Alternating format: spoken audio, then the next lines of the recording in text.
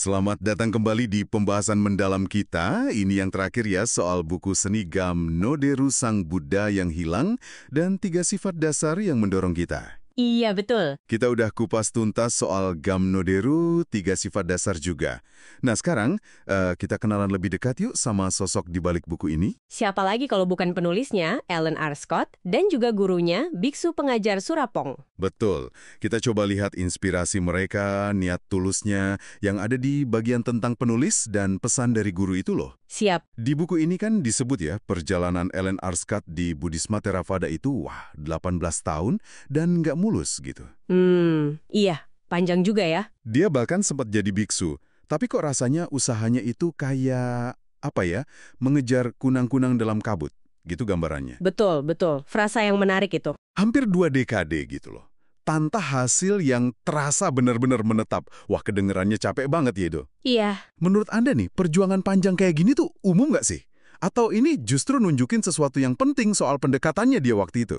Bisa dibilang sangat umum, dan iya, ini justru menyoroti inti masalahnya kayaknya. Oh gitu. Perasaan mengejar kunang-kunang itu, ya, seringkali muncul dari upaya yang mungkin terlalu keras. Terlalu ngotot.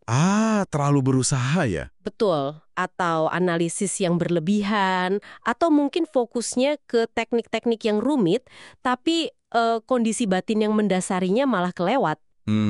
Perjuangan Alan ini kan seperti yang diceritain di buku, jadi latar belakang penting kenapa penemuannya soal kesederhanaan ajaran inti. Non-diri, kemelekatan itu ya? Iya, non-diri, bahaya kemelekatan, ilusi kendali, itu semua terasa signifikan banget buat dia.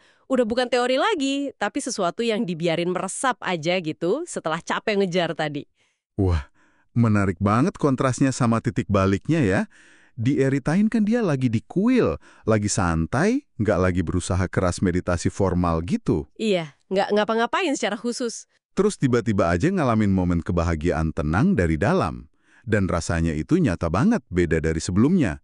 Gimana momen tanpa usaha ini bisa muncul ya setelah bertahun-tahun berusaha keras? Apa yang beda? Nah, justru di situ kuncinya. Dan ini nyambung langsung ke inti Gamnoderu. Oke. Momen itu muncul bukan karena dia nemu teknik baru, tapi karena dia, ya mungkin tanpa sadar ya, menetapkan kondisi yang pas. Kondisi? Maksudnya? Ya kondisi batinnya. Tenang, niatnya murni, jujur sama diri sendiri. Dia nggak lagi melakukan meditasi, tapi membawa kualitas batin tertentu itu. Oh, I see. Kebahagiaan tenang itu muncul dari kondisi itu, bukan hasil dari paksaan atau usaha keras.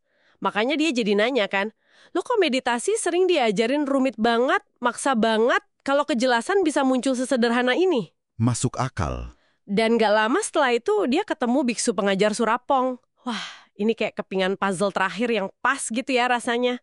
Persis.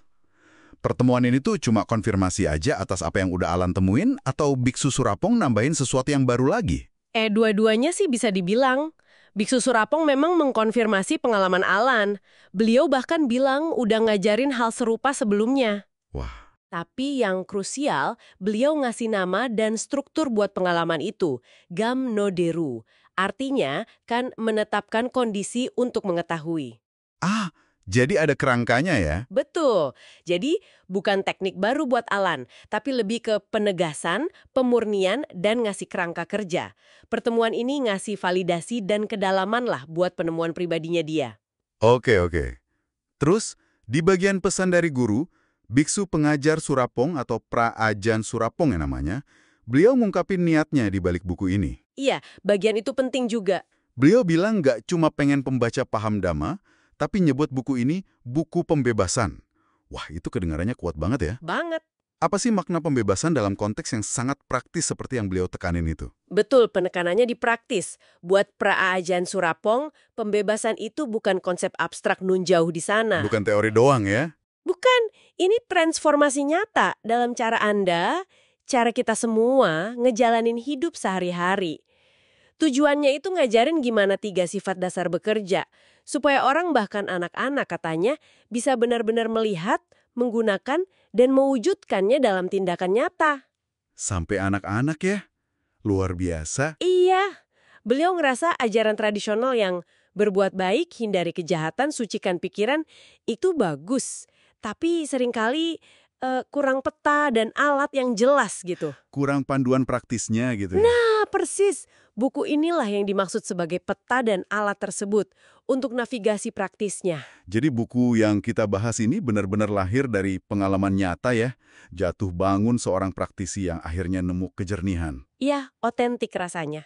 Terus diperkaya lagi sama bimbingan guru yang fokusnya ke aplikasi praktis untuk kebebasan sejati. Rasanya kayak, warisan tulus gitu ya, dari mereka yang udah jalan duluan, buat kita semua. Tepat sekali. Kisah Alan dan niat Biksu Surapong ini jadi pengingat penting buat Anda, para pendengar. Kejernihan dan kebebasan itu sebetulnya bukan puncak gunung yang jauh di sana. Bukan sesuatu yang mustahil dicapai ya. Bukan. Itu bisa disentuh kok dalam momen-momen sederhana di tengah hidup Anda yang mungkin sibuk. Asalkan Anda bawa pemahaman dan kondisi batin yang tepat, seperti yang dijelasin di buku ini. Menarik. Mungkin ini ya pertanyaan buat Anda bawa pulang untuk direnungkan. Gimana kalau momen mengetahui yang paling hening dan gak terduga dalam hidup Anda, mirip kayak yang dialami Alan di kuil itu, sebenarnya adalah pintu pertama menuju kebebasan yang Anda cari selama ini? Wah, pertanyaan yang bagus sekali untuk menutup rangkaian ini. Terima kasih sudah menemani kami dalam seluruh rangkaian pembahasan mendalam buku ini. Semoga bermanfaat bagi perjalanan Anda. Sama-sama, semoga bermanfaat.